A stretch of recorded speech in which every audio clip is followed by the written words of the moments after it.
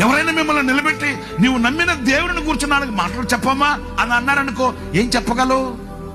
మా చర్చికి రండి, అసలు మా మందిరికి వచ్చారంటే అసలు దిమ్మ తిరిగిపోద్ది మీకు. అమ్మా నువ్వు చెప్పమ్మా. నేను కాదు, అసలు ఆదివారం రా, నువ్వు దుమ్ము రేగిపోతే. అంతేకాని నువ్వు నమ్మిన దేవుడిని గురించి నువ్వు ఏమని వివరించగలవు? కీర్తనకారుడు ఏం చెప్పాడు?